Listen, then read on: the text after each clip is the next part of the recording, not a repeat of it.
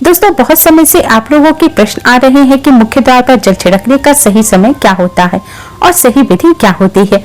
मुख्य द्वार पर किस समय जल छिड़कना चाहिए? क्या मुख्य द्वार पर जल छिड़कने के लिए स्नान करना आवश्यक है या बिना स्नान किए हुए भी मुख्य द्वार पर जल का छिड़काव किया जा सकता है? झाड़ू लगाने से पहले या फिर झाड़ू लगाने के बाद जल छिड़कना चाहिए। और एक प्रश्न आया है कि क्या पीरियड के समय हम मुख्य द्वार पर जल का छिड़काव कर सकते हैं या मुख्य द्वार पर दीपदान कर सकते हैं।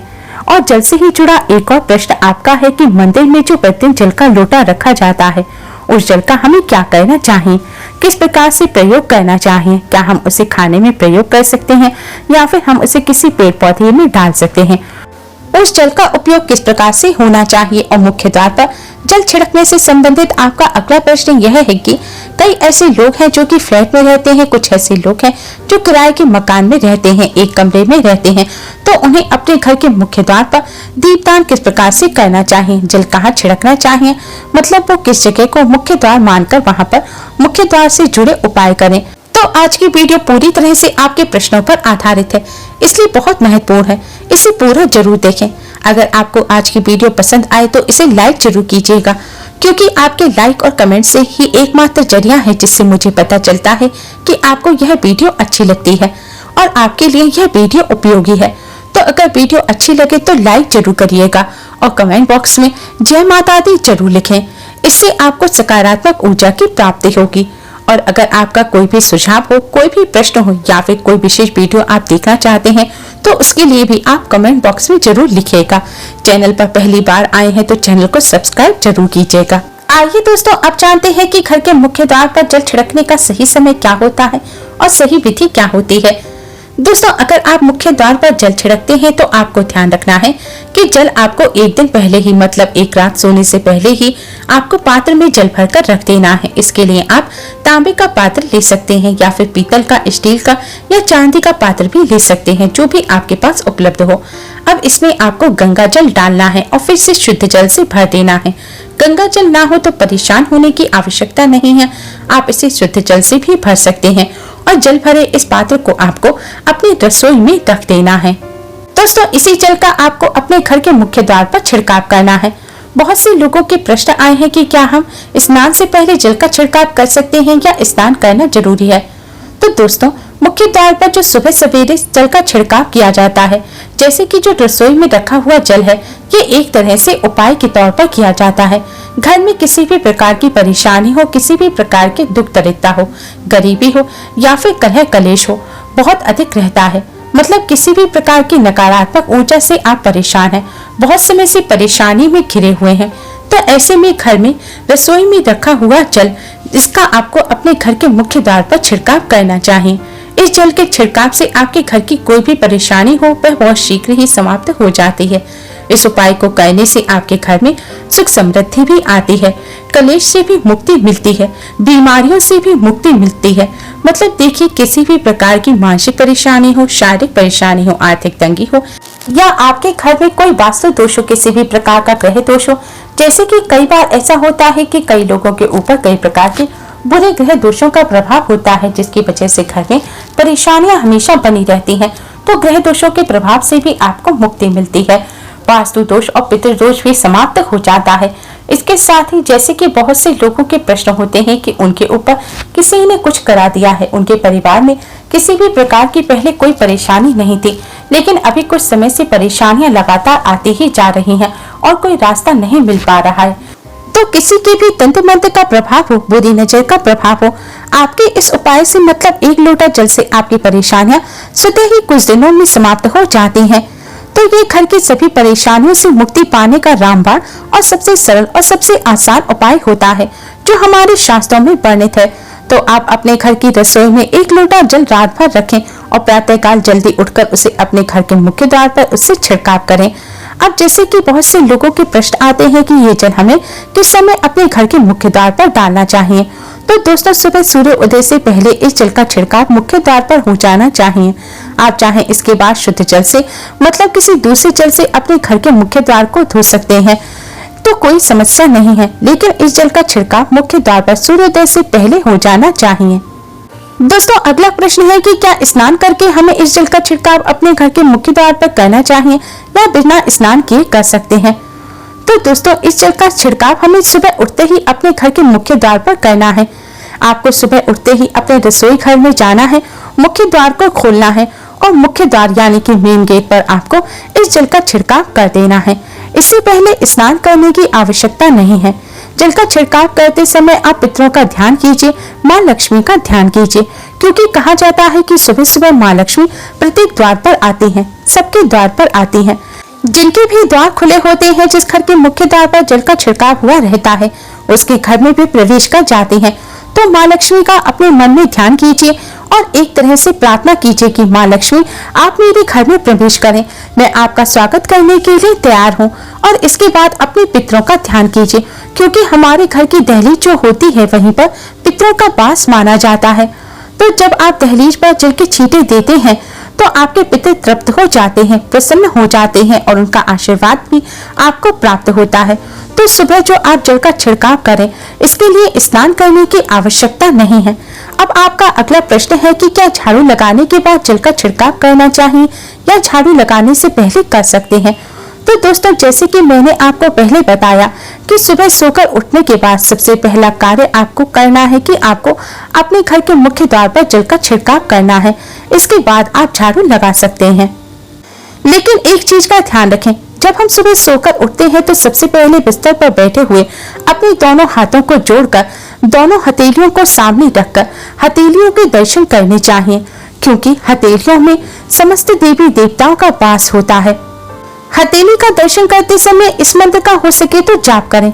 मंत्र है कराग्र वसति लक्ष्मी, कर मध्य सरस्वती, कर मूले तो गोविंदम, प्रभाते कर दर्शनम। हथेली का दर्शन करने से भगवान विष्णु, माँ लक्ष्मी और माँ सरस्वती के दर्शन हो जाते हैं। हथेली का दर्शन करते समय हो सके तो इस मंत्र का उच्चारण करें, नहीं तो आप अपने इष्ट की मंत्र का उच्चारण भी कर सकते हैं या ओम नमो भगवते वासुदेवाय मंत्र का जाप कर सकते हैं। फिर हाथों को अपने चेहरे पर लगाकर समस्त देवी देवताओं को प्रणाम करें। फिर पृथ्वी पर पैर रखने से पहले आपको पृथ्वी माता को छूकर प्रणाम करना चाहिए। उसके बाद ही अपने चरण रखने चाहिए। सबसे पहले दाहिना यानी कि राइट पैर आपको पृथ्वी पर रखना चाहिए। मतलब सुबह उठकर सबसे पहले हथेलियों के दर्शन कर धरती माता को प्रणाम कर सीधे रसोई में जाएं और रसोई में से जल लाकर अपने घर के मुख्य द्वार पर आपको छिड़काव करना है। माँ लक्ष्मी का और अपने पितरों का ध्यान करना है। उसके बाद आप अपने घर के अंदर आ जाएं। उसके बाद जो भी आपका रूटीन है, मतलब आप झाड़ू लगाते हैं, स्नान करते हैं, जो आपका रूटीन है आप वह कर सकते हैं। दोस्तों कई लोगों के प्रश्न आते हैं कि जब हम मुख्य द्वार पर जल का छिड़काव करते हैं तो उसी समय हम मुख्य द्वार पर झाड़ू लगा सकते हैं या पानी डालकर सफाई कर सकते हैं। तो जी हाँ दोस्तों, आप बिल्कुल कर सकते हैं, पर सबसे पहले आपको रसोई में रखा हुआ जल का छिड़काव भी मुख्य द्वार पर करना है। इसके बाद आप अपने घर के मुख्य द्वार की अच्छी तरह से सफाई कर सकते हैं। दोस्तों कई लोगों के प्रश्न आते हैं कि हम फ्लैट में रह रहे हैं या एक कमरे के मकान में रह रहे हैं, किराए के कमरे में रह रहे हैं, तो ऐसे में हम मुख्य द्वार पर जल का छिड़काव कहाँ करें, दीपदान कहाँ करें, हम अपना मुख्य द्वार किसे माने। तो दोस्तों जिस गेट पर आपका नेम प्लेट लगा हुआ है, जिसे बंद करने के बाद आपका घर बंद हो जाता है, उसे ही आपको अपना मुख्य द्वार मानना है और वहीं पर आपको दीपदान करना है, वहीं पर आपको जल का छिड़काव भी करना है। दरवाजे से जुड़े उपाय जो हैं वह आपको उसी गेट पर करने हैं। दोस्तों अगला प्रश्न आता है कि हम पीरियड में मुख्य द्वार पर जल का छिड़काव कर सकते हैं या फिर दीपदान कर सकते हैं। तो देखिए, जल का छिड़काव करने के लिए पीरियड हो या नहीं हो, इससे कोई फर्क नहीं पड़ता, लेकिन ध्यान रखें पीरियड अगर है तो आपको जल में गंगा जल नहीं डालना, आपको शुद्ध जल भरकर रखना है। पीरियड जब ना हो तब आप गंगा जल डालकर रख सकते हैं, बस इतना सा आपको ध्यान रखना है। और दीपदान करना, दीपदान एक धार्मिक पूजा होती है और धार्मिक पूजा हम बिना शुद्ध हुए नहीं कर सकते, इसलिए पीरियड के दौरान आप जल का छिड़काव तो कर सकते हैं लेकिन दीपदान नहीं कर सकते। दोस्तों आपका अगला प्रश्न है कि मंदिर में क्या जल रखना जरूरी होता है। तो दोस्तों मंदिर में जो जल रखते हैं वह बहुत आवश्यक होता है। जल एक ऐसी चीज है जिसमें सभी प्रकार की एनर्जी ऑब्जर्व हो जाती है। जो हम पूजा पाठ करते हैं, मंत्रों का जाप करते हैं, यहाँ पर हम जो प्रार्थना करते हैं, जो भी हमारे मन की कामना हम कहते हैं भगवान से, वे सभी इस जल में समाहित हो जाते हैं। इसलिए पूजा करने से पहले घर के मंदिर में एक जल का पात्र जरूर रखना चाहिए और उसके बाद दीपदान करना चाहिए, यानी कि मंदिर में दीपक जलाना चाहिए। यह अग्नि और जल का एक तरह से बैलेंस भी हो जाता है और इसलिए शास्त्रों के अनुसार घर के मंदिर में 1 लोटा जल हमेशा होना चाहिए और दीप प्रज्वलित करना चाहिए। दोस्तों, अब प्रश्न उठता है कि मंदिर के जल का क्या करना चाहिए। तो अगले दिन स्नान आदि करने के बाद मंदिर में रखे हुए आप जल को उठाएं और इसका आप अपने पूरे घर में, सारे कमरों में, रसोई घर में छिड़काव करें। इससे आपके घर का शुद्धिकरण हो जाएगा, क्योंकि वो बहुत ही पॉजिटिव एनर्जी से भरा हुआ जल होता है और जल का छिड़काव करने से किसी भी प्रकार की नकारात्मक ऊर्जा का प्रवेश घर में नहीं होता। किसी भी प्रकार की परेशानी आपके घर में हो, आप नियमित तौर से इस जल का छिड़काव अगर घर में करेंगे तो निश्चित ही आपकी सभी परेशानियां दूर हो जाएंगी और किए कराए तंत्र मंत्र के प्रभाव से भी मुक्ति मिल जाएगी। दोस्तों, इस जल का अगला उपाय यह है कि आपके घर में अगर कोई व्यक्ति बीमार है तो इस जल को आप रोजाना उन्हें पिलाएं। यह जल इतना पावरफुल है कि इस जल को पीने से बड़ी से बड़ी बीमारी में राहत मिलने लगती है। कई बार ऐसा होता है कि कई दवाइयां कराने के बाद भी बीमारी ठीक नहीं होती, दवाइयों का प्रभाव नहीं होता। तो ऐसे में अगर आप यह जल पिलाते हैं तो दवाइयों का असर होने लगता है और बीमारी जल्द ही ठीक हो जाती है। दोस्तों, इस जल का अगला उपाय यह है कि अगर आपके परिवार में बहुत अधिक कलह कलेश रहता है, आपसी मतभेद रहता है, तो इस जल को परिवार के सभी सदस्यों को थोड़ा थोड़ा जरूर पिलाएं। ऐसा करने से विचारों में परिवर्तन आएगा, सकारात्मक विचार सभी के होने लगेंगे और आपस में मतभेद जो है वह दूर हो जाएंगे। परिवार से कलह कलेश और मतभेद हमेशा के लिए समाप्त हो जाएंगे। दोस्तों, मंदिर में रखे हुए जल का अगला उपाय यह है कि अगर आपकी कोई दुकान है, कोई व्यापार स्थल है, तो आपको प्रतिदिन यह जो जल है इसका छिड़काव अपनी दुकान, व्यापार स्थल पर भी जरूर करना चाहिए। इससे आपका दुकान, आपका काम बहुत अच्छा चलता है, मतलब किसी भी प्रकार की परेशानी आपके व्यापारिक स्थल पर नहीं आती। क्योंकि जैसा कि मैंने आपको बताया, ये जो जल होता है बहुत पावरफुल होता है, बहुत पॉजिटिव होता है। तो इस जल का छिड़काव करने से बहुत सारी परेशानियां स्वतः ही समाप्त हो जाती हैं। जैसे अगर आपकी दुकान पर किसी की बुरी नजर लगी हुई है, बहुत से लोगों के प्रश्न आते हैं कि हमारे काम को किसी ने बांध दिया है, मतलब किसी की बुरी नजर लग गई है। पहली दुकान बहुत अच्छी चलती थी लेकिन अब नहीं चल पा रही है, तो आप इस उपाय को कर सकते हैं। निश्चित ही बहुत जल्दी आपकी परेशानियां दूर हो जाएंगी और दिन दूनी रात चौगुनी व्यापार में तरक्की होने लगेगी। दोस्तों, मंदिर में रखे हुए इस जल का आप अपने रसोई घर में खाना बनाने में भी प्रयोग कर सकते हैं, लेकिन खाना बनाने में तभी प्रयोग कीजिएगा जब घर में बिल्कुल सात्विक भोजन बनता हो, यानी कि भोजन में प्याज लहसुन ना डलता हो। इस जल को रोजाना प्रसाद के रूप में ग्रहण करना चाहिए और घर में छिड़काव भी करना चाहिए। बचे हुए जल को आप किसी पेड़ पौधे में डाल सकते हैं। दोस्तों, मंदिर में जो रखा हुआ जल है वह बेकार नहीं होता, यह बहुत ही उपयोगी होता है। इसका सही तरह से उपयोग कर आप अपने जीवन की बहुत सी परेशानियों का समाधान कर सकते हैं। घर में छिड़काव करते समय आपको इस बात का ध्यान रखना है कि टॉयलेट में या कचरा रखने के स्थान पर, अशुद्ध स्थान पर आपको इस जल का छिड़काव नहीं करना। दोस्तों, मंदिर में रखा जल मंत्रों से अभिमंत्रित होता है, बहुत शक्तिशाली और महत्वपूर्ण होता है। हमारे घर के मंदिर में रखा हुआ जल देवी देवताओं का आशीर्वाद होता है, क्योंकि यह पूरे समय देवी देवताओं के पास होता है। वहां पर भगवान का वास होता है और हर प्रकार की शक्ति इसमें समाहित हो जाती है, जो कि सकारात्मक शक्ति होती है। और इस जल का प्रयोग अगर हम सही तरह से करते हैं, मतलब इसको ग्रहण करते हैं, इसका घर में छिड़काव करते हैं, खाने में प्रयोग करते हैं, व्यापार स्थल पर डालते हैं, तो हमारी सभी समस्याओं का समाधान जल्द ही हो जाता है। और अगर कोई भी कार्य नियमित तौर पर, मतलब प्रतिदिन किया जाए, तो इसका लाभ हमें अवश्य ही मिलता है।